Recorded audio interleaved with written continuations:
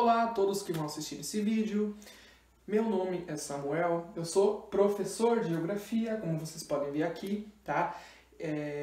Esse aqui é para ser mais ou menos o meu cenário e eu acho que até ficou legalzinho, tá? Tem a TV para passar slides, tem aqui o meu globo lindo que eu amo, tá? Ganhei de uma amiga muito querida.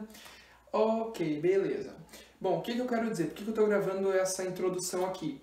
As videoaulas que eu vou postar no meu canal, eu criei, aliás, vou criar, eu digo criei porque eu já gravei, mas vou criar mais para os meus alunos, tá? Vou gravar elas, vou postar e depois eles podem ter acesso.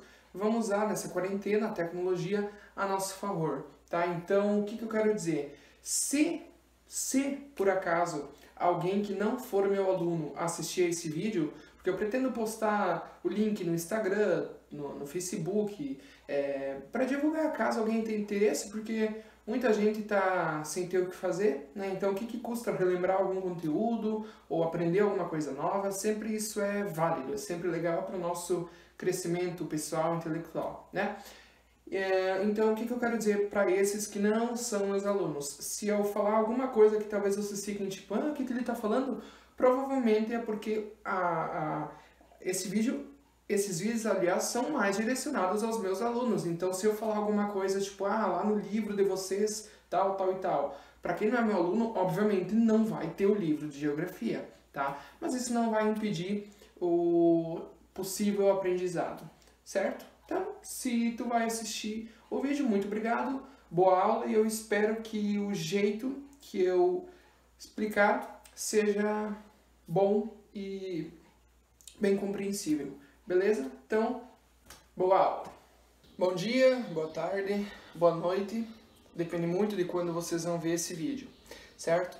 Pessoal, como eu tinha dito para vocês, eu resolvi fazer algumas videoaulas, porque a gente está num momento diferente. Eu nunca pensei que eu viveria algo do tipo, uma pandemia, né? Parece coisa de séculos atrás, tipo peste negra, lá da Idade Média, quando acho que vocês já devem ter escutado falar. Claro que vocês também não imaginaram viver algo assim, né? E eu tô bastante preocupado, talvez até demais, com a questão do aprendizado de vocês. Ou não, talvez nunca é demais, não sei. O fato é que eu sei que há pouca coisa que eu posso fazer, né, no momento, eu e os demais professores, mas tentando fazer trazer então a tecnologia, né, as nossas vidas, que bom, que felizmente acho que boa parte de vocês alunos aqui em Santo Cristo tem acesso, né, eu diria que quase 100% pelo que eu posso ver. Resolvi então trazer isso para o contexto atual, para a situação atual, para ver se isso pode nos ajudar de alguma forma, né? Então o que eu quero pedir a vocês, alunos, que valorizem o fato de eu estar me propondo a fazer isso, tá? Com boa vontade, realmente com carinho, com amor, porque isso é pra vocês, né? Eu podia muito bem pensar, bom, a situação tá ruim, vou passar umas coisas no livro, pesquisa isso, pesquisa aquilo e... Não, né? Eu acho que eu tenho uma pequena chance de alguns de vocês, ao menos, aprenderem alguma coisa com videoaula, né? Então, eu espero que realmente seja útil a vocês. Peço, de novo, que vocês valorizem isso, que vocês assistam o vídeo. Se não compreenderam algo, que assistam de novo, tá? Pesquisem por fora, não fiquem só nisso que eu trago para vocês. Pesquisem algo a mais. Não entendi aquilo que ele falou. Pesquisa na internet, olha o vídeo de outra pessoa, né? Olha no YouTube, ou enfim, lê alguma coisa, mas por favor, faça algo, ou olha no livro didático de vocês, tá? Por favor, mesmo. Falando em livro didático, eu vou pedir que vocês já deixem ele aberto na página 46, tá? Porque depois a gente vai olhar um pouco ele e fazer duas questões juntos, certo? Então, pausem o vídeo agora, peguem o livro didático, página 46, e aí continuam o vídeo, certo? Pessoal, primeiramente, aliás, eu vou revisar com vocês, mas assim, de forma bem objetiva, o que a gente viu até agora, tá? Ah, eu digo mais, antes que eu esqueça. Estudem, realmente, prestem atenção na videoaula, estudem o que eu estou falando, porque assim que as aulas voltarem, eu não sei quando vai ser, eu quero fazer alguma coisa para ver o quanto vocês aprenderam do que foi feito, tá? Eu não estou dizendo que na primeira aula eu vou fazer uma prova, também não estou falando que vai ser prova, eu ainda não pensei o que fazer. Eu estou apenas dizendo a vocês que alguma coisa eu vou querer fazer para ver se houve uma pequena, que seja, construção do conhecimento, tá? Então revisem juntos, vamos revisar juntos agora isso aqui, né, que já foi visto, e depois revisem vocês por conta, enfim. E já aviso, esse vídeo aqui é pra, realmente, a intenção é ser bem natural, né, como se eu estivesse em sala de aula. Então, errar alguma palavra, gaguejar ou esquecer, digamos, eu não vou editar nada, tá? Assim como seria em sala, como eu estaria frente a frente com vocês, e não seria possível editar alguma coisa, né, pessoalmente, aqui eu também não vou fazer isso, porque eu acho que isso talvez nos aproxime, essa espontaneidade, essa naturalidade, enfim, beleza? Ok, tá. Bom, aqui já é o título do que a gente vai estudar, né? E aí talvez vocês podem estranhar, ah, mas até agora a gente viu o capítulo 1, como é que agora aqui está escrito o capítulo 4? Pois é, pessoal, o capítulo 2 e o 3 não tem como eu passar por videoaula para vocês. Eu preciso explicar isso em sala, pessoalmente, tá? Não dá para explicar por videoaula. Fica complicado, certo? Beleza. Tá. Revisão. Espaço geográfico. Gente, espaço geográfico é tudo aquilo que é construído pelo homem. Existe o espaço natural, que é aquilo, como a própria expressão, né, a palavra natural diz, é aquilo que é feito pela natureza, tá? Criado, digamos, pela natureza. Não há intervenção humana. Por outro lado, quando se fala em espaço geográfico, há a intervenção humana, necessariamente. Quando se fala em espaço geográfico, estamos nos referindo ao espaço que é construído pelo homem, tá? E aí eu tinha, pro primeiro B e pro primeiro C, eu não lembro se pros outros também, que a gente já tinha trabalhado em sala, tinha questionado por que o homem altera, ou por que o homem, aliás, é o protagonista, o ator principal do espaço geográfico. E aí a resposta é porque o homem altera conforme as suas necessidades, tá? Quando ele desmata, o que é muito errado, lembrando disso, tá? Quando desmata para plantar, para criação de gado, enfim, ele está alterando, está transformando aquela paisagem até então natural em um espaço... Paisagem não, desculpa. Aquele espaço até então natural em um espaço geográfico. Por quê? Porque houve a intervenção. Ou quando ele constrói cidades, estradas, pontes, casas, tá? Enfim, o que quer que seja, ele está alterando o espaço natural e transformando num espaço geográfico. Por isso ele é o ator principal, tá? Paisagem, lembrando que não é apenas aquilo que os nossos olhos veem no horizonte, tipo, oh meu Deus, que paisagem bonita. Não, é muito além disso, certo? O Milton Santos, um geógrafo que eu citei para vocês, muito importante, não só no Brasil, mas a nível mundial, né? Ele dizia que a paisagem era uma mistura de sons, odores, cores, movimentos, volumes, tá? Construções. É a mistura de tudo isso e também mistura de épocas. Por quê? Porque numa mesma paisagem é possível ver aspectos antigos, talvez de séculos atrás, e aspectos recentes, construções, monumentos recentes, cores mais vivas, recém colocadas ali, digamos, tá? Então a paisagem é aquele meio onde tudo pode se misturar. E por haver essa mistura, obviamente, a paisagem carrega uma história, tá? Então, casas antigas aqui em Santo Cristo, tem uma e outra, né? Que história que tem? Quem morou ali, quem essa família era. Eles representaram, eles tiveram alguma importância no comércio daqui, ou no desenvolvimento da cidade, na formação do município, algo assim, né? Que história que carregam essas casas do município. Então, vai ao encontro disso, né? Uma mistura de épocas possui história. O lugar pode ser entendido como aquele local onde a gente convive. Por exemplo, eu agora estou na minha casa. Eu moro aqui? Moro, óbvio, minha casa, né? Moro com meus pais e meu irmão. Tem relação entre a gente? Tem. Tem conversa? Tem. E tem briga também? Tem. Mas o que eu quero dizer? Que tem relação com outras pessoas, tá? Eu tenho uma relação muito próxima e forte com este lugar. Minha casa é o espaço de vivência, tá? A escola, eu mantenho relações lá? Sim, com professores, com alunos, com as tias da cozinha, com as tias da limpeza, com a direção, com a secretaria, enfim. Então é um espaço de vivência, é um espaço onde eu estou vivendo, onde eu estou desenvolvendo alguma atividade, no caso é o meu trabalho, né? E para vocês vale a mesma coisa. Vocês, alunos, vocês estão na escola, é um lugar para vocês. Gostem ou não do lugar, mas é um lugar, é um espaço de vivência, é um espaço do dia a dia, tá? E aí lembrando, então, eu falei aqui gostem ou não, porque tem aquelas duas palavras que creio que era nova para todo mundo. Topofilia e topofobia. Quando a gente fala em topofilia, nós nos referimos a um lugar que nos dá uma sensação agradável, tá?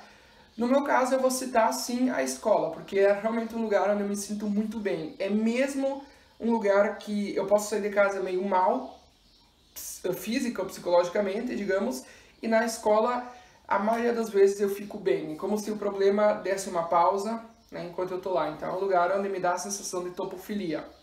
Ao contrário, topofobia, né, fobia, medo, é um lugar onde a gente não se sente bem, tá? Então, no meu caso, hospital. Tenho pavor do hospital, não gosto, fico mal, ansioso, angustiado até de passar perto, que dirá estar dentro de um ou ser internado em um, né? Fico louco. Então, não gosto, não dá.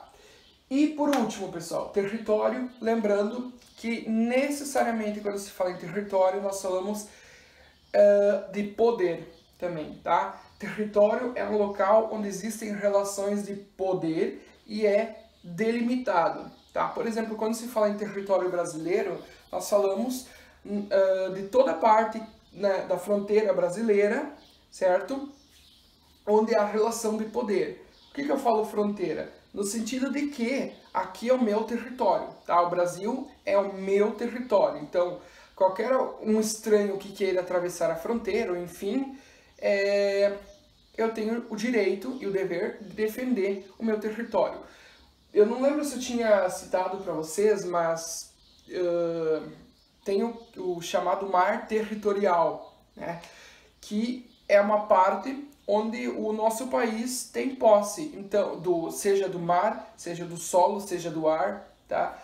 Então, qualquer ser ou objeto estranho, digamos assim, que esteja nessa nossa parte, nesse nosso mar territorial, o Brasil, enquanto um território, enquanto poder, enquanto intenção de defender o território, ele pode questionar, não digo atacar, né, mas eu digo, calma aí, quem são vocês, o que vocês estão fazendo aqui, essa área é nossa, né, então, para não haver nenhuma confusão, enfim, tá, território, poder, delimitado, certo? Agora sim, passando pro próximo. Aqui, então, uma imagem, espaço geográfico, tá? A gente pode notar aqui o espaço geográfico construído pelo ser humano se misturando com o espaço natural. Então aqui tem árvores né, espalhadas por aqui, deveria ter muito mais no caso, porém o ser humano segue desmatando, lembrando que isso já vai nos custar muito caro mesmo, tá? Aqui tem plantações, eu não sei se vocês estão enxergando e eu sei também que vai ter reflexo, espero que não atrapalhe muito, certo? Por aqui eu sei que tem algum reflexo vindo da janela que tem aqui atrás. Então aqui, plantações, tá? Quem fez? Ser humano. tá? Quem delimitou essa área para plantar, quem desmatou para plantar foi o ser humano, tá? Então aqui tem casas, tem prédios, aqui tem um farol, aqui tem criação, tem umas vacas desenhadas, então, enfim, né? Tudo alterado pelo ser humano. Então esse conjunto aqui faz parte, aliás, diz respeito ao espaço geográfico. Aqui a gente pode ver, pessoal, a mudança de uma paisagem, digamos. Então aqui 1888, o que tinha? Aqui atrás os morros, né? Aqui o que parece ser uma igreja, aqui uma e outra casinha, né? Me parece casa ou enfim, algum comércio, alguma coisa assim. Aqui eu não sei se vocês enxergam um homem passando com uma carroça, tá? E aqui 2013, né? Deu um salto no tempo. O que mudou nessa paisagem, pessoal? Ó, obviamente, né? Os morros continuam aqui, certo? Aqui tem uma rua asfaltada, antes era uma estrada de chão, agora tem uma rua asfaltada, tem uma calçada aqui, pelo jeito foram plantadas essas árvores aqui, que bom, né? Aqui, ó, algumas casas e isso que eu achei que era igreja, e realmente é uma igreja sim. Tá aqui, ó, ela permanece aqui, eu não sei se vocês vão enxergar, tá? Permanece no mesmo lugar. Então, eu questiono a vocês, aqui há uma mistura de épocas? Porque, vejam só, a mesma igreja que estava aqui em 1888, agora em 2013, ela ainda está aqui, né? Junto com construções novas, com a modernização, tá? Então houve uma mudança na paisagem. Aqui, essa imagem, pessoal, ela é do ano passado, dos incêndios que tiveram na Austrália, tá?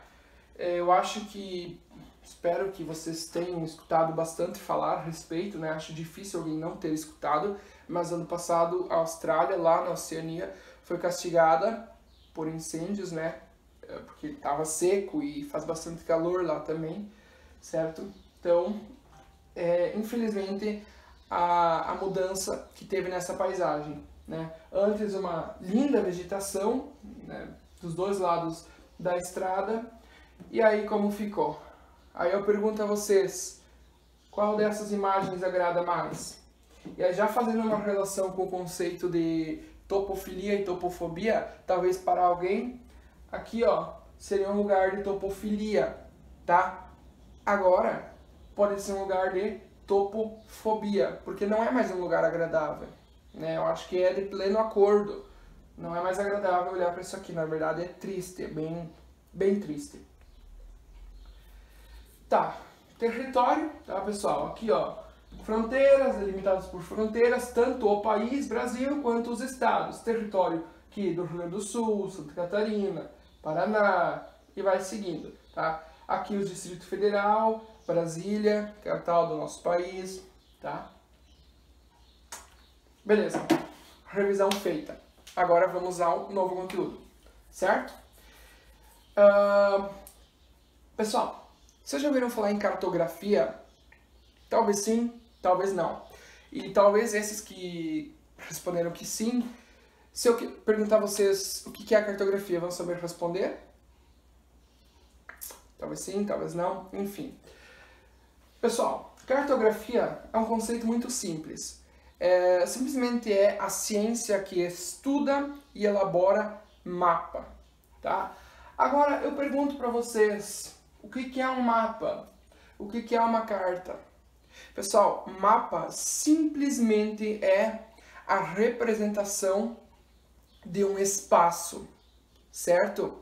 Tu vai representar determinado espaço em um mapa. Esse mapa pode ser tanto em papel quanto digital, tá? Hoje com a tecnologia. Antigamente os mapas eram feitos em argila, certo? Então foi evoluindo. Mas isso é importante vocês saberem, que a cartografia é a ciência que estuda e elabora mapa, e mapa é a representação da realidade. Pessoal, carta é a mesma coisa. Qual a diferença então de mapa e carta? Professor, tu falou que mapa representa a realidade e carta representa a realidade, mas não é a mesma coisa? Não, tá? Também é simples entender a diferença. As cartas tendem a representar um espaço menor, certo?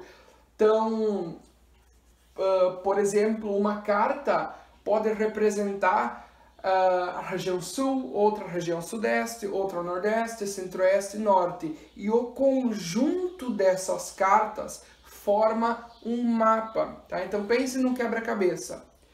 As cartas são as pecinhas que vão se encaixando e o resultado final é o mapa. Essa é basicamente a diferença entre os dois, certo? Então lembrando, como eu acabei de falar, as representações dos lugares os mapas, aliás, foram evoluindo com o tempo, foram mudando, né? Era na argila, era também, acho que no negócio chamado papiro, não sei se é tipo um pano, não lembro agora certo. E aí mapas em papel, e hoje então nós temos os mapas digitais, certo? Pessoal, na antiguidade. Quando a gente fala em antiguidade, nós estamos falando do período da história antes de Cristo, tá? Então tudo que vem antes de Cristo faz parte da antiguidade. Houve um cara chamado Anaximandro. Sim, eles tinham nomes estranhos, né? Anaximandro de Mileto. Ele viveu de 610 a.C. a 546 a.C. Lembrando que antes de Cristo os anos vão diminuindo, tá? Então não é de 546 a 610. Vai indo, vindo até chegar em 0. Tá? E aí começa ano 1, 2, 2000, 2020 e vai indo, tá? Então, pessoal, o Anaximandro, ele é conhecido como o primeiro cartógrafo, tá? Ele foi, acho que, o primeiro também a tentar representar o nosso planeta, tentar representar a Terra. Só que ele representava a Terra da forma que é representada hoje? Eu pergunto a vocês, há mais de 2000 anos atrás, tinha a tecnologia de hoje? Não, né? E ainda assim os caras fizeram muita coisa, né? Tudo que foi descoberto antes da tecnologia é uma coisa muito incrível, certo? Mas enfim, então como é que esse Anaximandro representava o nosso planeta? Sem forma e flutuando no espaço, tá? Claro que, pessoal, quando ele representava o planeta, ele representava aquilo que ele conhecia. Eu vou perguntar a vocês, tinha como ele representar a América? Não, porque a América foi encontrada pelos europeus, que eram os que faziam os mapas, pelos europeus, em 1492, quando eles chegaram ali no Caribe, tá? Ali na América Central. Lembrando que o Brasil foi em 1500. Eu falei pelos europeus, eu dei ênfase nisso, porque a gente sabe muito bem que muito antes dos europeus já tinham povos antigos vivendo aqui, né, na América. Os incas, os astecas, os maias, né, os próprios indígenas, por exemplo, no Brasil também, a região norte, principalmente, tá? Então, o Anaximandro representava a Terra conforme ele conhecia, tá? Sem forma e flutuando no espaço. Ah, eu vou dizer uma coisa para vocês. Pessoal, por favor, vão fazendo anotações, tá? Façam anotações sempre no caderno. Vocês vão ter depois esses slides, ó, né, para vocês copiar, enfim, mas por favor, pessoal, façam anotações além no caderno, com as palavras de vocês, do jeito de vocês, da forma de vocês, conforme for melhor, tá? Mas por favor, façam, porque isso é muito importante. E não é só para agora, é para sempre, tá? Bom, entre os séculos XV e XVI, ou seja, anos 1400, 1500, houve um período chamado de Grandes Navegações. Pessoal, o que era esse período das Grandes Navegações? Quando expedições vindas da Europa, principalmente Espanha e Portugal, que foram os pioneiros, né, e principalmente acho que Portugal, mais conhecido como pioneiro das navegações, foi quando essas nações, esses impérios, foram em busca de novas terras. Para quê? Para explorar, para colonizar, certo? E aí, bom, sendo assim, Portugal acabou, depois dos indígenas, lembrando, depois dos índios, Portugal acabou encontrando o Brasil e colonizou, enfim, extraiu, explorou o quanto pôde, e hoje o Brasil tá como tá, né? Enfim, desde sempre. Tá na estrutura do país essa forma de exploração, de corrupção, de roubalheira, enfim. É isso aí, começou lá na época com os portugueses, certo? Então, grandes navegações em busca de novas terras. Por isso aqui tem representados caravelas, enfim, certo? Pessoal, para ir em busca de novas terras para explorar, era necessário ter em mãos mapa, né? Para se localizar, enfim. Então eles já tinham alguns, porque essa ciência cartográfica foi se desenvolvendo, tá?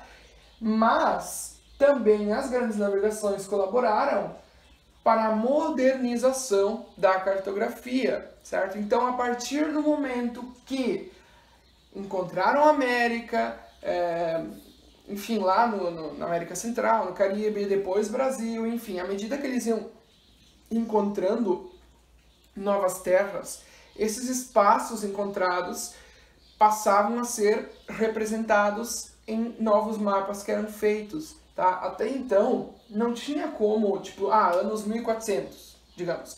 Não tinha como representar a América se eles não sabiam que ela existia, né? E aí tantos outros países, Japão, Austrália também, que depois foram sendo encontrados, enfim, não tinha como representar se eles não tinham ideia de que isso existia. Porque até então, antes dessas navegações, o mundo deles, o planeta deles era tipo ali, ó, a Europa e ali o norte da África e o Oriente Médio, ali a parte mais oeste da Ásia, tá? Ali, Oriente Médio, Arábia Saudita, Iraque, enfim, tá? Esse era o mundo deles, certo? Então era isso que eles representavam. Porém, a partir do momento que eles encontraram novas terras, a partir das grandes navegações, eles podiam passar a representá-las também. Por isso houve uma modernização da cartografia, que, lembrando, é a ciência que estuda e elabora mapas.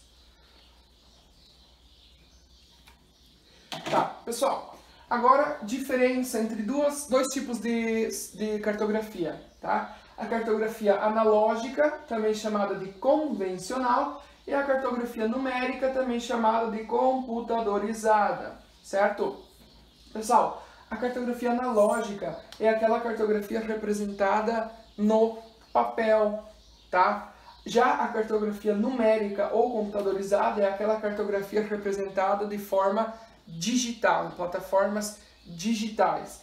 Eu costumo sempre, para os primeiros anos, dar o exemplo assim. O sinal analógico de TV e o sinal em HD. Qual é mais moderno? O HD, tá? Qual tá caindo fora?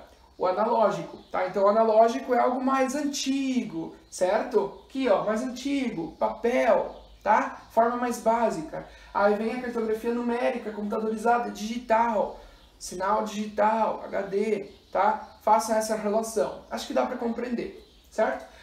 Agora, se questionar, mas qual é a diferença entre essas duas cartografias? Pessoal, a cartografia digital, né, numérica, computadorizada, enfim, os mapas digitais são mais fáceis de haver uma divulgação para o público, né, e também mais fáceis de atualizar, de alterar. Quando tu precisa alterar um dado, tu não precisa refazer todo o mapa, como é aqui, ó, no analógico convencional. Tu tem ali essa ferramenta mais fácil. Então, monitoramento de uma, sei lá, da floresta amazônica. Aqui houve desmatamento dessa área. Então, através do mapa digital, tu vai poder acrescentar este detalhe, digamos, né, do desmatamento que houve, enfim. Certo? Agora, pessoal, questão de censuramento remoto. Quando a gente fala em censuramento remoto, nós nos referimos à prática ou atividade de... me fugiu a palavra, mas tipo de fotografar a superfície terrestre, tá? E aí, como é que isso era feito tempos atrás, antes de haver toda a tecnologia que havia hoje, tipo satélites, enfim? No século XIX, portanto, anos 1800, foram criados os balões, tá? Então, esses balões, obviamente, eles ficavam andando por aqui, e aí eles iam fotografando a superfície terrestre, tá? Aquele local que eles queriam representar, certo? Depois, século 20, anos 1900, os aviões, tá? Pessoal, esses aviões, muito usados em guerras, enfim, né, eram usados também para localizar o inimigo, certo? Eu acho que, se eu não me engano, balões também eram usados, talvez até mais usados do que os aviões para localizar o inimigo, né? Então tinham aquela visão de cima e aí eles podiam ver onde o inimigo estava, como é que ele estava posicionado, enfim, o que ele estava planejando, tá?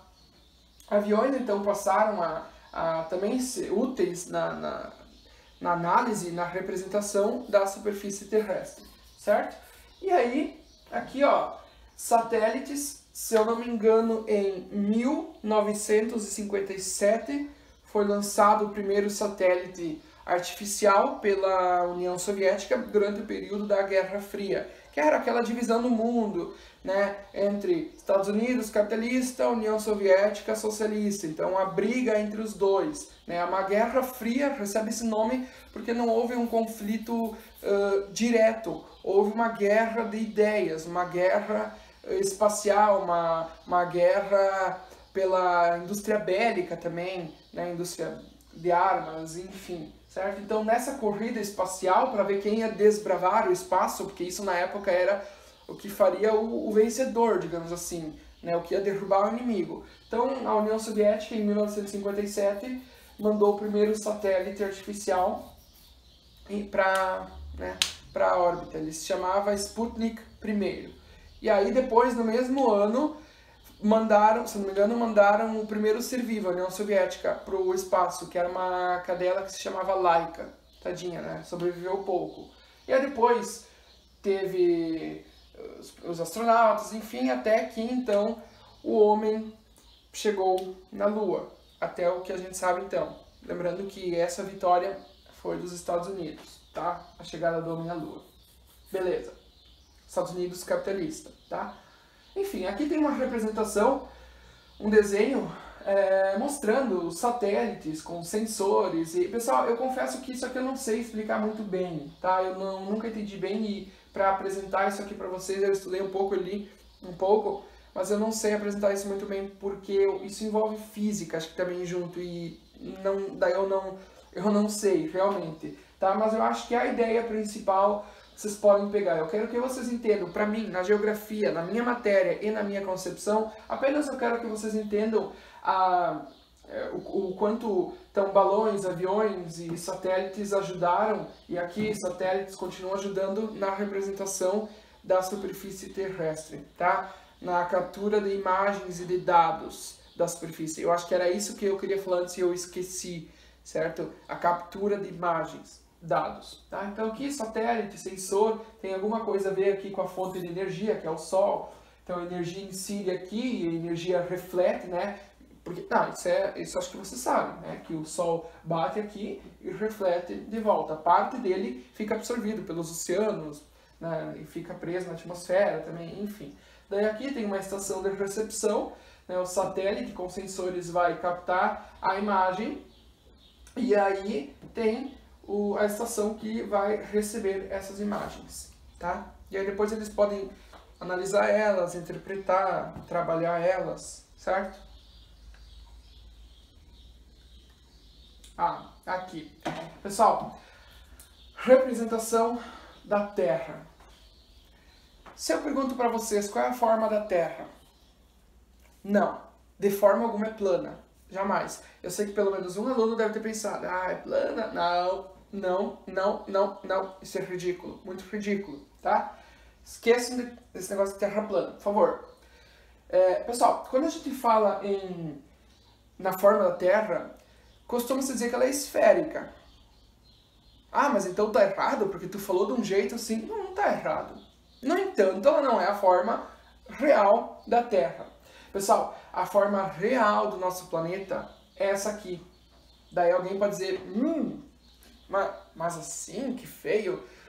Pessoal, a superfície da Terra é deformada, certo? O nome da forma real da Terra é geóide. Repetindo, geóide.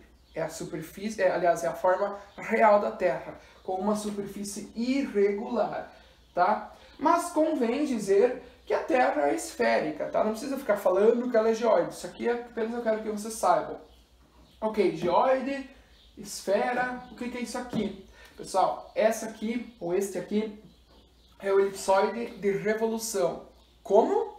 Repito, elipsoide de revolução.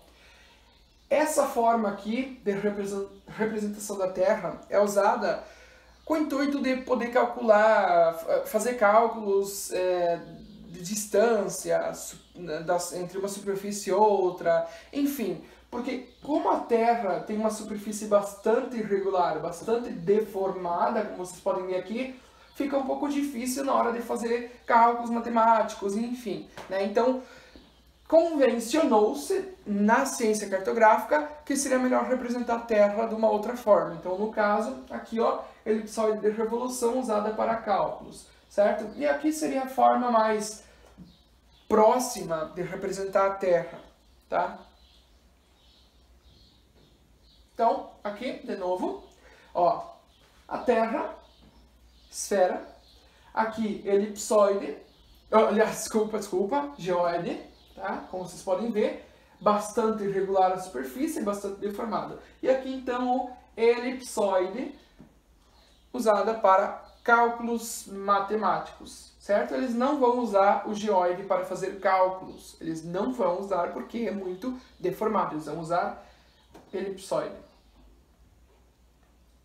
Aqui, por último, acho que fica legal também, né, para vocês entenderem. Pessoal, esfera, tá? A forma aproximada aqui, ó, em verde. Acho que vocês conseguem ver, eu espero que sim, né? Em verde, aqui, a forma aproximada do nosso planeta. A Terra é arredondada no Equador e achatada nos polos. Repito, a Terra é arredondada no Equador e achatada nos polos, por causa do movimento de rotação, enfim, tá? Verde, então, a esfera. Em azul, aqui, ó, geóide, a forma verdadeira do nosso planeta. Podem ver que ela não tá bonitinha, né, redondinha, ela tá toda torta, toda deformada, porque assim é o nosso planeta. E aqui em vermelho, a forma mais aproximada, no caso, para fazer cálculos, enfim, né? Elipsoide. Elipsoide de revolução. Então aqui estão as três formas representadas. Se quiserem pausar para analisar, enfim, tá? Opa. Agora sim. Pessoal, projeção cartográfica. Vamos lá. Pera aí, a boca tá seca já.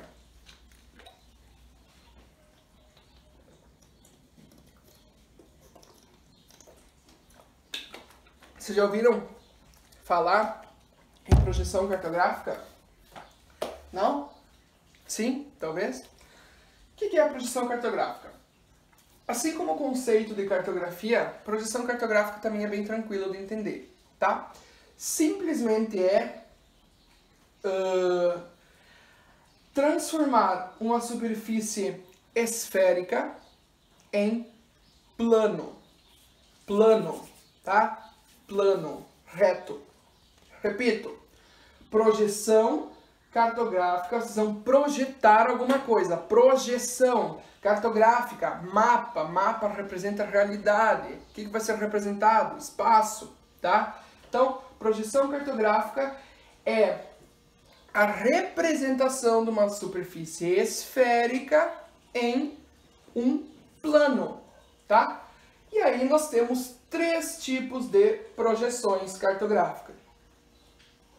Projeção cilíndrica, projeção cônica,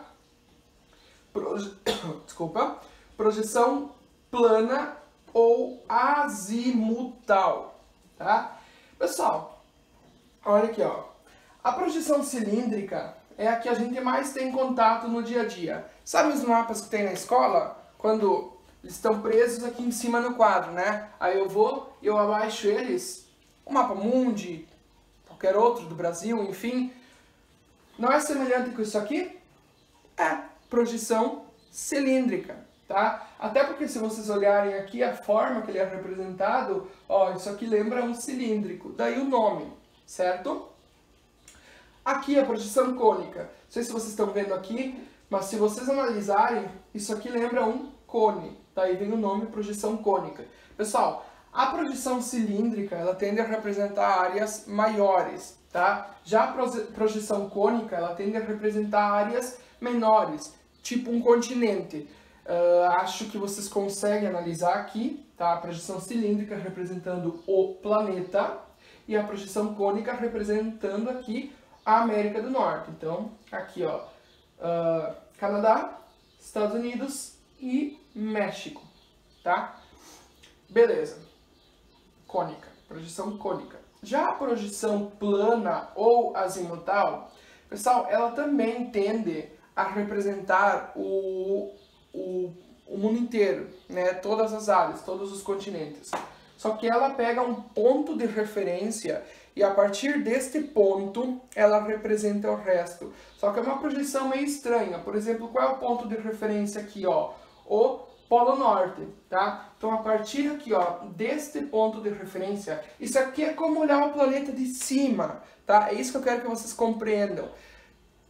Pensa que vocês estão no topo, vocês estão olhando o planeta de cima, vocês estão tendo como base o Polo Norte, tá? Essa é a projeção plana ou azimutal, então ela pega como base aqui o Polo Norte e a partir dele ela faz as representações. Então, isso aqui que vocês estão vendo é para ser o planeta inteiro representado. Só que fica uma coisa meio estranha, porque ela aglomera os continentes para poder representar eles todos, né? Então fica uma coisa meio estranha, parece que, não sei se vocês vão me entender, parece que ela puxa aqui, ó, aqui a América do Sul, parece que ela puxa aqui de baixo e faz um aglomerado para conseguir representar aqui, certo? São os 3 tipos de projeção. E aí eu pergunto uma coisa a vocês. Essa aqui, tá, essa aqui eu já falei, é a mais usada nas escolas, enfim, tá? Essa aqui, lembra vocês algo? Olhem esse símbolo. Símbolo não, olhem essa representação. Lembra vocês algo? Não? Sim? Então vou passar. E aí? De quem é esse símbolo aqui? ONU, tá? Organização das Nações Unidas, certo? Pessoal, a ONU usa, ó, eu vou voltar para vocês repararem. Símbolo da ONU, projeção plana ou azimutal. É a mesma, tá? A ONU usa a projeção azimutal para dar uma ideia de aproximação entre o mundo, entre os continentes, e não esse afastamento, tá? Então a ONU tem o objetivo de promover a paz mundial, enfim, entre os países e tudo, tá? Então, aqui a ONU usa no intuito de promover a paz mundial. Então ela usa esta projeção. Bom, vocês não estão loucos, tá? Eu tô com outra roupa realmente, a que eu tava segundos atrás no vídeo, porém eu gravei a aula de vocês ontem, quinta-feira. Aliás, ontem, quarta-feira. Hoje, quinta-feira, eu lembrei que eu esqueci de falar uma coisa sobre as projeções geográficas, tá? E, claro, além da roupa que mudou, porque ontem eu tava com roupa curta, hoje tá frio, surgiu também isso aqui no vídeo, certo? Então, deixa eu só fazer uma mágica aqui de apagar a luz e acender outra, porque eu quero exibir esse meu globo, que é uma maravilha, eu sei disso, tá? Eu ganhei ele de uma amiga, inclusive essa amiga foi minha professora de geografia durante 3 anos, me inspiro muito nela, querida prof. Neuci Schomer-Keller. Se ela ver esse vídeo, não sei se vai, um grande abraço para ela, amo muito ela, tá? Ela me deu quando eu acabei a faculdade e eu sou muito grato a isso. Pessoal, beleza, eu espero que vocês estejam me enxergando, certo? Sobre sobre as projeções cartográficas, vocês acabaram de ver no vídeo, que é a representação de uma superfície esférica no plano. Então, tem a projeção cilíndrica, projeção cônica, projeção plana ou azimutal. Foi falado também que elas podem apresentar deformações, né? Podem aumentar ou diminuir a área de um continente ou de um país, podem também deformar ou mudar a forma dele, o contorno dele, né? Porque, afinal, pessoal, é uma projeção. Um mapa não é 100% fiel à realidade. Isso é outra coisa que eu esqueci de falar que é muito importante, tá? Mas como eu não tinha postado vídeo, como não é tarde demais, estou aqui, voltei no dia seguinte para gravar isso e complementar o vídeo de vocês para a aula ficar mais completa, beleza? Pessoal, um mapa nunca vai representar 100% a realidade, tá? Beleza. Olha só a projeção cilíndrica. Vocês sabem que ela é mais usada, né, no dia a dia, escolas, enfim, certo? Até porque, sendo bem sincero, eu nunca vi na minha frente, no mapa, digamos, essa projeção aqui, a cônica, e também não vi a plana azimutal, apenas a cilíndrica, tá? Mas vocês sabem muito bem que o nosso planeta é redondo, certo? Então, a projeção cilíndrica, o que ela faz? Ela junta todos, tá? Percebam que eles estão todos amontoados. Por quê? Porque é um plano, é um reto, né? Então, o que vocês têm que... É uma superfície reta, no caso. O que vocês têm que imaginar? Que esta ponta aqui se liga com aquela, ó, cilíndrico, tá? Então, uma ponta junta com a outra para ficar, né, o planeta a forma redonda. Só que assim, ó, ela não é a forma mais fiel de se representar a superfície terrestre. Também não é a cônica. E também não é a projeção plana ou azimutal. Então eu pergunto para vocês, qual é a melhor forma de representação da superfície terrestre? Tcharam! O globo terrestre, tá? Porque, pessoal, ele... Dentre as projeções, ou enfim, as representações do nosso planeta, o globo terrestre é o que tem maior condições de representar de forma mais fiel, tanto o contorno, né, a forma dos países e continentes, quanto o seu tamanho, tá? Então, por isso é muito bom usar ele, certo? Para aprender um pouco mais sobre o nosso planeta, né? E o globo, tu não consegue ter uma visão de todos os continentes de uma vez só, né? Por exemplo, aqui, ó. Aqui, não sei vocês, acho que tá a mesma coisa que eu, né? Mas aqui tá a América do Norte, aqui a Central e aqui a do Sul. Tá, mas cadê a África? Cadê a Europa? Cadê a Ásia? Cadê a Oceania? Pois é, elas estão aqui porque a Terra é redonda. Tá? Aqui está a África, aqui está a Europa, aqui está a Ásia, aqui está a Oceania, aqui está a Antártida, certo? Pessoal, por isso, né, é uma forma mais fiel de representação, só que é usada mais a cilíndrica porque é de mais fácil, talvez, entendimento, é mais fácil de trabalhar se tu ter de uma vez só a visão de todos os continentes, certo? Era isso que eu queria explicar. E agora o vídeo vai de novo voltar como estava antes, sem esse globo terrestre aqui e eu com outra roupa. Belezinha? Sigam a aula, sigam estudando, sigam fazendo anotações. Certinho. Bom, seguindo o conteúdo, agora a gente vai ver dentro dos mapas o que significa a escala. Talvez em algum momento vocês já ouviram falar sobre escala, né? Mas é importante compreender qual a importância dela dentro de um mapa, tá? Pessoal, o que eu quero que vocês entendam sobre escala? Que ela tem toda relação com o número de detalhes que estará presente em um mapa, tá? Repetindo, a escala tem total relação, ou enfim, tem relação direta com o número de detalhes presente no mapa. Aí eu pergunto para vocês uma coisa. Qual mapa tem mais possibilidade de apresentar detalhes? Aquele que a área é grande e teve que ser muito diminuída para entrar, para ser representada, eu ia dizer entrar no mapa, né? Ou uma área menor que não precisou ser reduzida tantas vezes. Porque pensa o seguinte, pessoal, olha o tamanho do nosso planeta. Grande, certo? E aí, ele é representado aqui, ó. Ó, a representação do nosso planeta. Eu quero que vocês pensem quantas milhões de vezes o nosso planeta tem que ser diminuído para ser representado aqui, ó, dessa forma.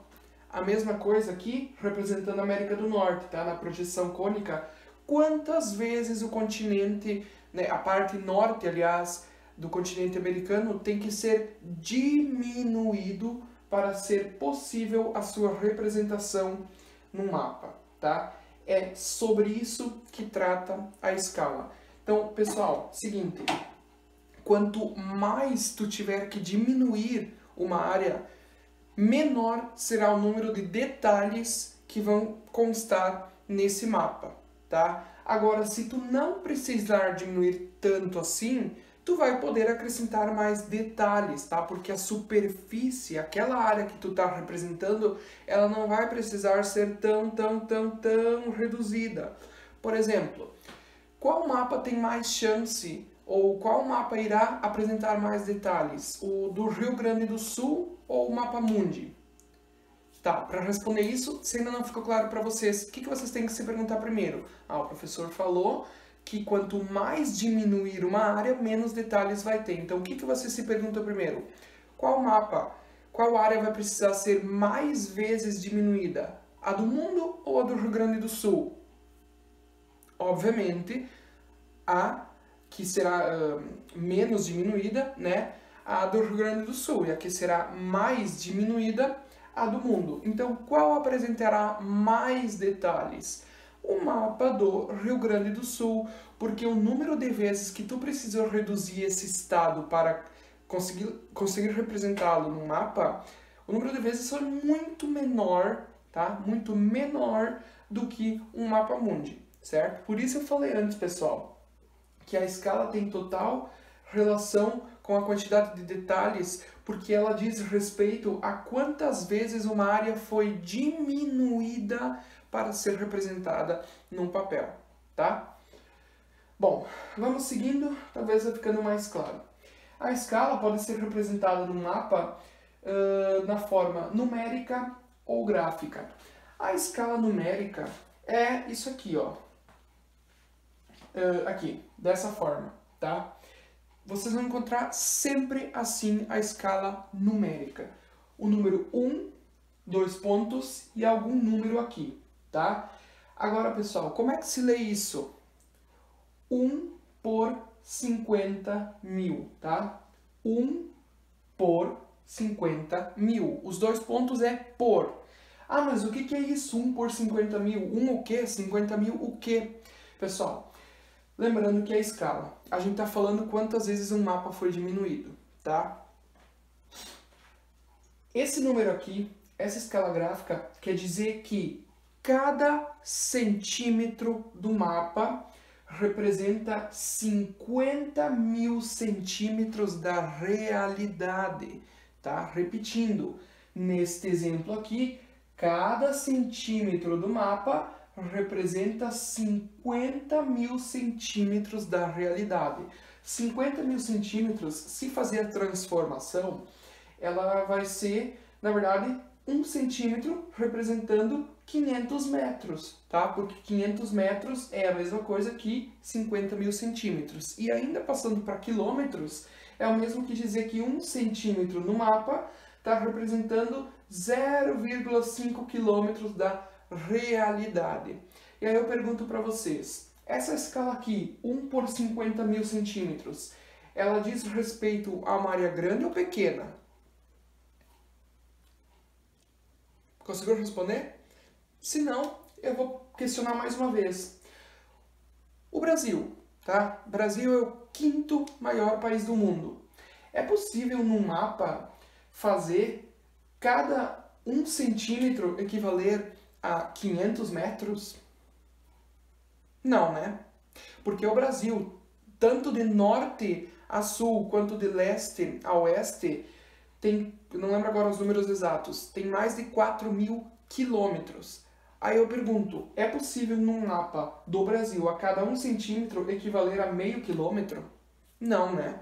Então o que pode estar representando isso aqui, essa escala? Um parque. Pensa num parque, sei lá, grandão, que tenha 2 quilômetros, tá? 2, 3, 4 quilômetros. Digamos um Ibirapuera, São Paulo, tá? Grandão. Digamos que ele tenha 4 quilômetros. É possível para representar aquela área, aquele parque, usar essa escala? Daí até que é, tá? Por quê? Porque se são, digamos, 4 quilômetros, ó, se cada centímetro vai representar meio quilômetro, enfim, 500 metros, vai dar certo, tá? Não vai ficar um mapa tão grande assim. Agora, do Brasil, pessoal, é óbvio que precisa ser muito mais diminuído, tá? Do que aqui, certo? Precisa diminuir muito mais vezes para conseguir representá-lo.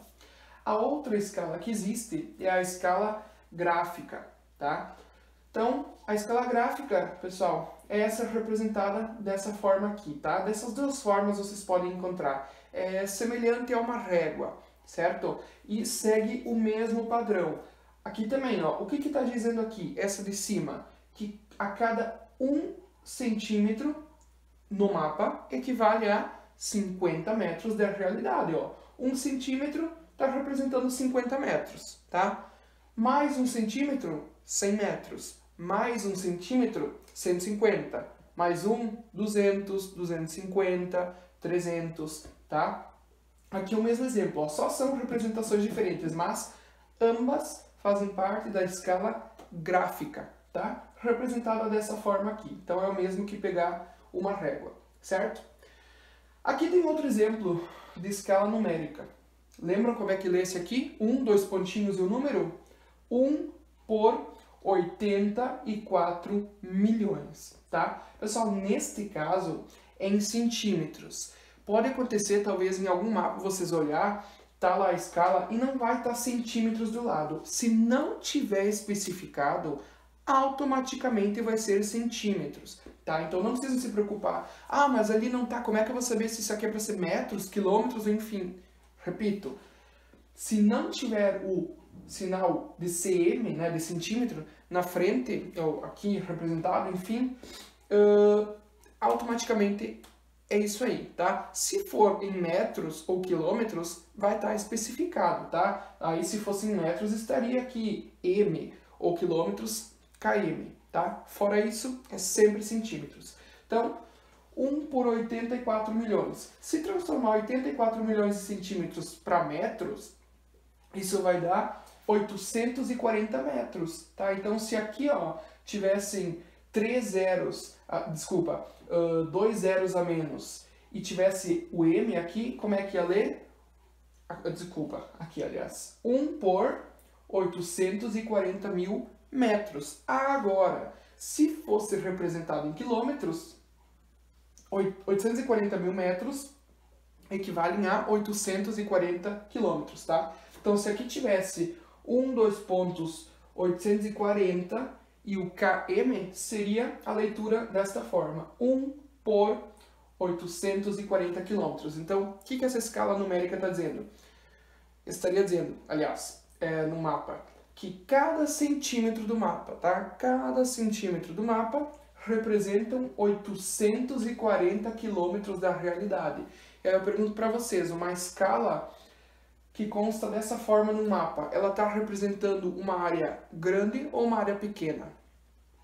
Com certeza uma área muito grande, tá? Reduziu, reduziu, reduziu, reduziu, reduziu, certo? Então, cada centímetro representando 840 quilômetros da realidade. E aí eu pergunto para vocês, é possível apresentar muitos detalhes aqui nesse mapa? Não. Vamos lá, pegar o exemplo do Brasil de novo. Pessoal, No mapa político do Brasil, o que mostra? A divisão dos estados, tá? A capital, principais cidades, certo? Talvez principais rodovias, mas não é possível acrescentar muito mais do que isso. É possível, por exemplo, no mapa do Brasil, representar detalhes como algumas ruas não tão importantes, né? Shopping, mercado, igreja, que seja. É possível? Não, porque reduziu tanto a área do Brasil que não dá para representar muita coisa, tá? Só o essencial. Agora, se é uma área menor e tu não precisou reduzir tantas vezes o seu tamanho para representá-la no mapa, daí é possível acrescentar mais detalhes, tá? Por exemplo, antes eu citei Rio Grande do Sul e Brasil, né? Agora citando Santo Cristo, enfim, e Rio Grande do Sul, tá? Santo Cristo é um município, Rio Grande do Sul é um estado. Qual é maior? Obviamente Rio Grande do Sul, né? Então, para representar no mapa, qual dessas duas categorias tu vai ter que diminuir mais? O Rio Grande do Sul, visto que ele é muito maior, e consequentemente, qual terá mais detalhes? Santo Cristo. Por que não Rio Grande do Sul? Porque o Rio Grande do Sul tu diminuiu muitas vezes. Não sobra espaço para acrescentar detalhes. Já o município, sim. Por isso, eu quero que vocês atentem para isso aqui, ó. Uma área grande significa uma escala pequena. Pessoal, o que é uma escala pequena? Não quero que vocês confundam. Ah, se é escala pequena, é área pequena. Não. Escala pequena é quando tu reduziu muitas vezes uma área para representá-la, tá? Por exemplo, neste caso aqui, determinada área foi reduzida 84 milhões de vezes para ser representada em um mapa, tá? É isso que significa. Já essa aqui foi reduzida 50 mil vezes. Foi reduzida muito menos. Por quê? Porque ela não é uma área muito grande, tá? Então, pessoal, quando a área a ser representada é grande, a escala vai ser pequena. A escala pequena, lembram, muito reduzida. Ficou pequenininha, tá? É uma área gigante, mas ficou pequena, certo? E, consequentemente, ela vai ter poucos detalhes, como já foi falado. Agora, quando a área é pequena, por exemplo, o município, né, pegando um município, quando a área é pequena, a escala vai ser grande. O que é uma escala grande? É uma área que não foi reduzida tantas vezes e aí já foi possível representá-la em um mapa, tá? Então, não sendo reduzida tantas vezes, ela vai poder ter mais detalhes. Repetindo, área grande, tá? Área grande, para ser representada no mapa, usa escala pequena, reduz muito, tá? E aí vai ter poucos detalhes. Uma e outra coisa. Já a área pequena, tu não vai reduzir tanto assim, tá? Então a escala vai ser grande e vai apresentar mais detalhes. Essa é a importância da escala em um mapa. Eu vou falar mais uma vez. A escala é o número de vezes que tu reduz uma área para representá-la no mapa e está diretamente ligada à quantidade de detalhes que o mapa vai apresentar. Então, num vestibular, no Enem, por exemplo, pode ter uma questão, né? Qual é a importância da escala no mapa? Ou, enfim, por mais que, na verdade, essa é uma questão fácil, né? É uma questão até óbvia, e Enem costuma pegar mais pesado, né? Mas, caso um dia você se depare em algum vestibular, alguma prova, enfim, talvez até uma prova minha, não se sabe, é uma dica. Se pedir qual é a função da escala no mapa, qual é a resposta de vocês? Vocês vão marcar aquela que estiver dizendo que a escala tem ligação com o número de vezes que a área foi reduzida e com o número de detalhes que está sendo apresentado, tá? Vamos lá. Agora chegou a parte do livro. Já pedi antes para vocês deixar aberto na página 46, tá? Então, se alguém não pegou o livro ainda, pausa o vídeo, pega o livro de geografia, abre na página 46 e bota o vídeo para rolar de novo, certo? A gente vai analisar um pouquinho agora. Eu gosto de usar o livro mais para isso. Às vezes tem algumas leituras importantes, né, algum texto, alguma coisa que dá para ler para discutir algo novo, ou mesmo para reforçar o que foi falado, o que foi visto em aula, e também porque eu acho que sempre é importante pegar as imagens para ficar algo mais assim real. Às vezes acontece do aluno não entender na fala do professor, né? Mas daí olha a imagem, então é isso, não, agora faz sentido. Então esse é o meu objetivo, por isso eu quero que vocês peguem o livro, tá? Pessoal, na página 46, como é possível ver, eu não sei se não vai cortar meu rosto aqui, talvez, mas não quer dizer, tá? Na página 46, tá sendo representado isso aqui, tá? Lembra quando a gente falou antes de que no começo usavam balões para representar a superfície, enfim.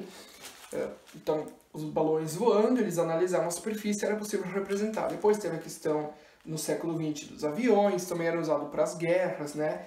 E aí, na década de 50, na disputa da Guerra Fria, começou a corrida espacial, enfim, lançamento de satélites, que até hoje vão se modernizando e continuam, aliás, sendo usados para a captura de imagens da superfície terrestre. Então, a imagem da página 46 mostra aviões com câmeras acopladas neles, né, e aí vão capturando os dados da superfície que são recebidos numa estação, tá?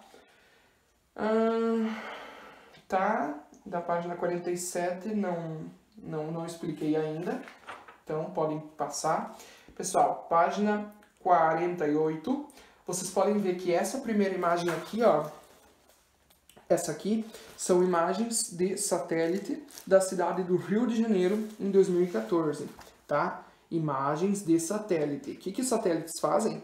Capturam, coletam dados da superfície terrestre, certo? Para quê? Para depois representá-la no mapa. Então, a imagem ao lado é a representação em um mapa dessa imagem aqui, feita, coletada, né, com o satélite. Tá? Então é a tecnologia ajudando na captura de imagens, na interpretação e na elaboração de mapas. E aí lembrando, a primeira coisa que foi dita aqui, qual é a ciência responsável pela elaboração de mapas?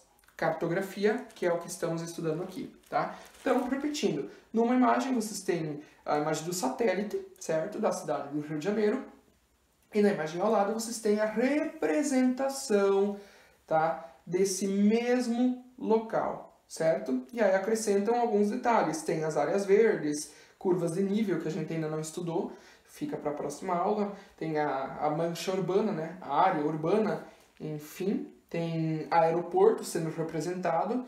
Pessoal, por que aqui é possível representar aeroporto? O aeroporto é um detalhe, tá? Podem ver, tem um aviãozinho ali, certo? E embaixo na legenda diz aeroporto. Por que é possível?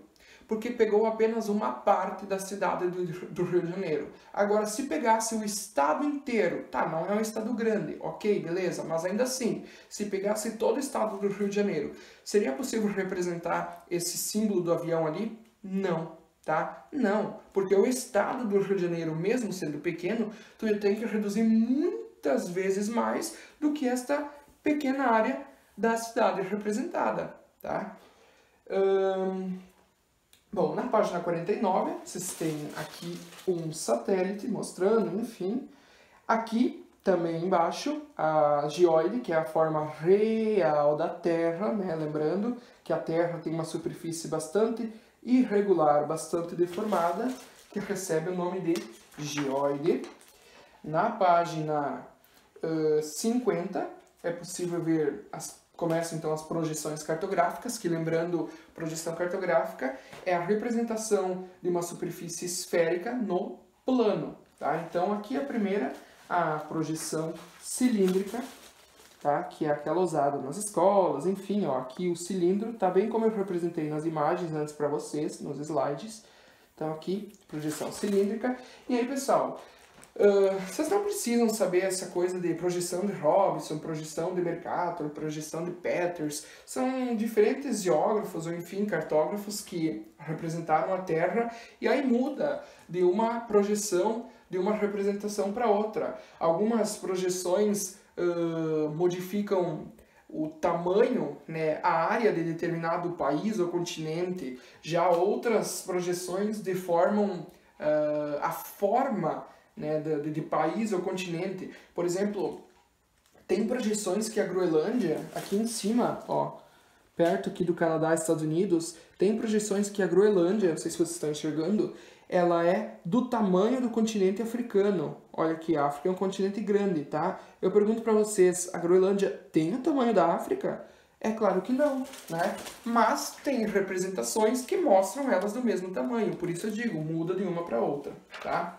Na página 52 tem a projeção cônica, como eu disse, é mais comum ela representar continente. Então aqui vocês podem ver, ó, a América sendo representada, toda a América, tá? América do Sul, Central e do Norte. Beleza? Projeção cônica. E aqui vocês têm a projeção azimutal, também chamada de plana. Lembrando que ela está pegando olha aqui, ó, como base, tá? Como ponto de referência, o Polo Norte. E aí a partir dele ela representa os continentes, tá? Aqui o símbolo da ONU, que eu passei a imagem para vocês antes, certo? É possível ver também na página 50, aqui a escala gráfica, tá? Então aqui o exemplo, ó, 1 centímetro igual a 100 quilômetros da realidade, ó, aqui está especificado, certo? Se não tivesse especificado, o que seria automaticamente? Centímetros, tá? Aqui está em quilômetros. Então, cada centímetro dessa escala gráfica representa 100 quilômetros da realidade. Portanto, aqui, ó, se pegar uma régua, podem ver, são 4 centímetros. Ó. 1, 2, 3, 4. Então, 400 quilômetros, tá? Beleza. E aí, por último, na página 53, aqui é interessante talvez para vocês entenderem um pouquinho melhor, tá? Pessoal, aqui na página 53, eu estou mostrando aqui no vídeo, mas eu quero que vocês olhem também no livro de vocês, por favor, tá? É muito melhor, certo? Aqui, ó, a primeira imagem tem a região sudeste do Brasil, tá? Região sudeste. O que está destacado aqui? O Rio de Janeiro. Eu pergunto para vocês, pessoal, tem muitos detalhes aqui? Não, não tem. O que está constando nessa parte?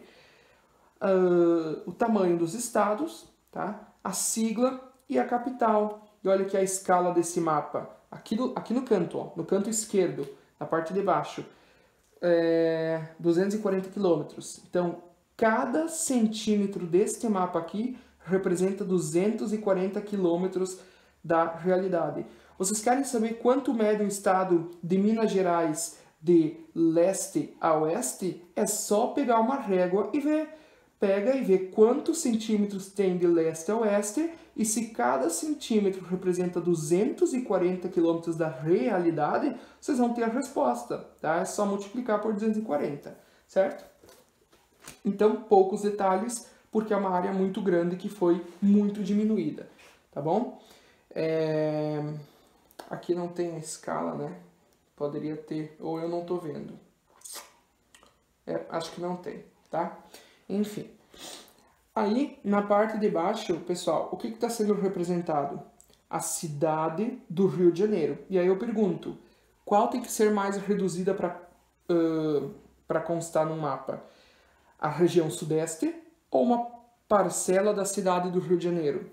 Obviamente que tem que ser mais reduzida é a região sudeste, e foi o que aconteceu, tá? Então aqui tem uma parte da cidade do Rio de Janeiro, e vocês podem ver que tem muito mais detalhes do que na figura de cima. Por quê? Porque sendo uma área menor, não precisou reduzir tantas vezes. Então é a escala grande que foi usada, tá? Olha aqui, ó, aqui se aplica a regra. Escala pequena, aliás, desculpa, área pequena, que é o caso da figura do meio, ali, né, a segunda figura é a cidade do Rio de Janeiro. A área pequena usa a escala grande e tem mais detalhes, tá? Já a figura de cima é uma região inteira, região sudeste, então é uma área grande, foi bastante reduzida, portanto a escala é pequena e apresenta poucos detalhes, como vocês muito bem podem ver na imagem, tá? Beleza. Então, olha só, tem um monte de coisa representada na figura de baixo. E aí, a última figura, ela tem ainda mais detalhes sendo representados. Por quê? Porque olha aqui, ó, aqui está representando o centro da cidade do Rio de Janeiro. Então, olha só, enquanto aqui a imagem do meio está representando a cidade do Rio de Janeiro, a última imagem representa o centro da cidade, ou seja, é uma área ainda menor. Se é uma área ainda menor, eu pergunto, qual foi menos reduzida para ser representada aqui neste mapa?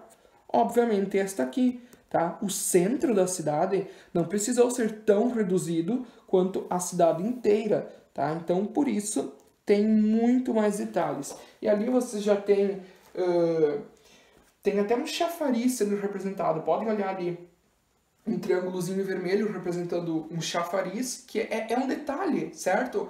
Por isso que eu estou falando. É uma área pequena e os menores detalhes podem ser representados nela, porque não reduziu tanto a área para representar no mapa, tá? Tem um chafariz, tem uma estação, tem uma igreja, tá? Tem praça sendo representada, tem ruas principais, avenidas, enfim, tá? Então, tem muito mais detalhes, certo? Espero que vocês tenham compreendido. Aí, página 54, então, só virar, tá? Página 54, nós vamos fazer juntos a número 1 e a número 3. Quando eu falo fazer juntos essas questões, pessoal, eu vou ler e vou responder e vocês vão ler junto, tá? Vão acompanhando. Enquanto eu vou lendo, os olhos de vocês ficam aqui, não é no celular, não é em qualquer outra coisa, tá? Os olhos no livro de vocês, certo? Vão acompanhando a leitura. Então, número 1, página 54. Leia o texto a seguir, depois faça o que se pede. Atualmente, muitos fabricantes de mapas utilizam tecnologias computadorizadas para projetos de mapeamento. Os sistemas computacionais são mais rápidos, mais eficazes e mais baratos que as técnicas cartográficas desenhadas à mão. Os mapas digitais podem ser disseminados instantaneamente e divulgados pela internet. Entretanto, ainda é importante entender os princípios cartográficos básicos para elaborar um bom mapa, pois um sistema computadorizado de elaboração de mapas descreverá apenas aquilo que foi instruído pelo operador. Beleza. Então, letra A. Indique duas facilidades que os mapas digitais proporcionam no cotidiano das pessoas. Pessoal, a gente viu, foi comentado, né, que os mapas digitais, eles têm uma maior facilidade na elaboração ou alteração, enfim, de determinado detalhe. Tu não precisa refazer todo o mapa novamente, apenas mudar determinado detalhe. É de fácil manejamento e também ele é de fácil acesso do público, tá? Então essa na verdade seria a resposta. Ó. Indique duas facilidades que os mapas digitais proporcionam no cotidiano das pessoas: o acesso, a divulgação, o manejo, digamos assim, a forma de lidar, tá? Essa seria a resposta. Letra B. O texto permite afirmar que a tecnologia também foi incorporada à cartografia. Dê um exemplo que justifique a sua resposta. Isso vai falar do pessoal o tempo todo, praticamente. É claro que a tecnologia tá incorporada na cartografia. O que antes era feito, captura de imagens com balões e aviões, e aí fotografias, enfim, hoje é feito com satélite. São sistemas com bastante tecnologia que ajudam na coleta de dados da superfície terrestre, na representação, enfim, né? Então a tecnologia e a cartografia andam lado a lado, tá? Todas as inovações também, questão do GPS, toda a questão do licenciamento remoto, claro que está ligado com a tecnologia. Com ela é possível fazer um bom trabalho, né? E, por último, a número 3. Leia o texto e reflita sobre as questões propostas. De uso tão antigo como a própria geografia, o termo escala encontra-se de tal modo incorporado ao vocabulário e ao imaginário geográfico que qualquer discussão a seu respeito parece desprovida de sentido, ou mesmo de utilidade.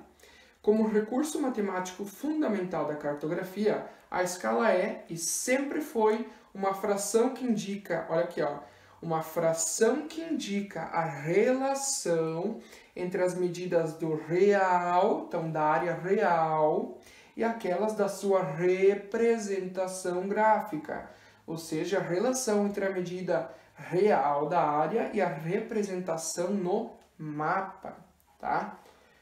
Sobre escalas cartográficas, responda: de que forma podemos representá-las? Ué, acabamos de falar. Espero que vocês saibam que podemos representar a escala geográfica, ou enfim, a escala, como é que diz aqui, cartográfica? Não? Sim, escala cartográfica. Tá, não deixa de ser escala geográfica, né?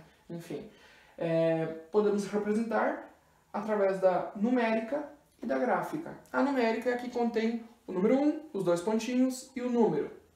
Então, 1 por 50 mil centímetros, ou 1 por 84 milhões de centímetros. Já a escala gráfica é essa aqui lembra uma régua, tá? Então, aqui vai estar 1 centímetro, né? E aqui em cima, o valor que mostra o que equivale àquele 1 centímetro. Neste caso, cada centímetro equivale 50 quilômetros, tá? No caso, no de baixo também, tá? Apenas mostrando as duas formas de representação da escala gráfica.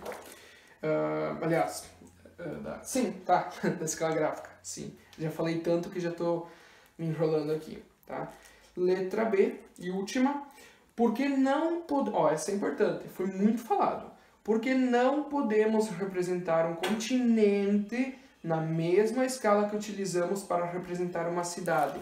Pessoal, um continente e uma cidade têm tamanhos, áreas diferentes, tá? O continente vai ter uma área grande, então a escala vai ser pequena, porque vai ser muito reduzida, portanto terá poucos detalhes. Já a cidade terá terá uma área pequena e uma escala grande, porque não precisou reduzir muito, tá? Então tem muitos detalhes. Eu não quero que vocês confundam escala pequena com número pequeno e escala grande com número grande, tá? Aqui esse número aqui é maior que esse, então essa aqui é a escala grande e essa aqui é a pequena. Não, é bem o contrário, tá? Quanto maior o número, mais vezes a área foi reduzida, portanto menor será a escala e menor será o nível de detalhes representados no mapa, tá?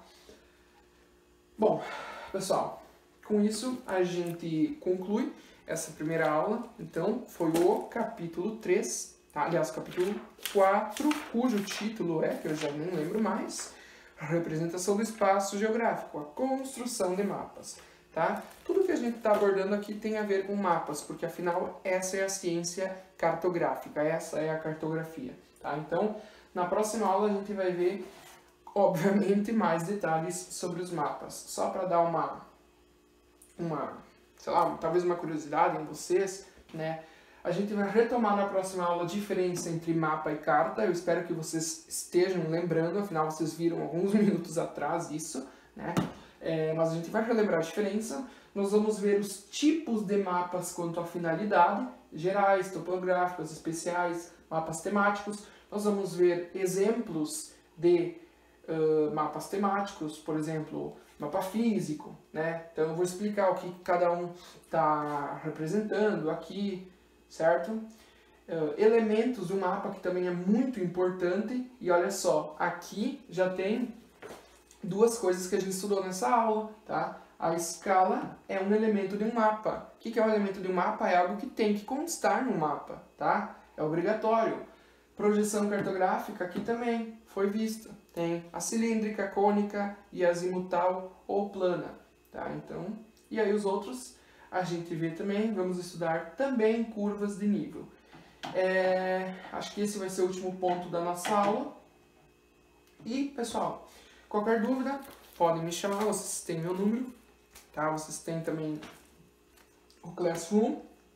Qualquer dúvida, chamem para esclarecer ela juntos, tá? Eu espero que tenham entendido o conteúdo dessa forma.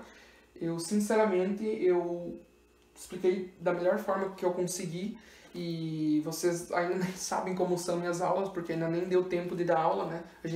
Eu não decorei nem o nome de vocês e já paralisaram as aulas por causa da pandemia, tá? Mas nas minhas aulas eu repito muito aquilo que eu falo, certo? E vocês devem ter reparado isso agora. Olha quantas vezes eu frisei na área grande, escala pequena, poucos detalhes. Olha quantas vezes eu repeti, umas 4, 5. Pode até para alguns ser enjoativo, mas eu repito isso e vou relembrando, porque eu sei que a gente, vocês, eu também, no dia a dia é comum a gente esquecer rapidão as coisas, né? Então eu vou relembrando para isso ir ficando na memória de vocês. Então eu espero que vocês tenham compreendido. Estudem por conta também, tá? Façam as anotações no caderno e até a próxima aula, tá? Fiquem em casa, fiquem bem, cuidem-se e espero que em breve a gente possa se ver pessoalmente, porém com todos os cuidados necessários, né? Então, beleza? Até mais. Valeu!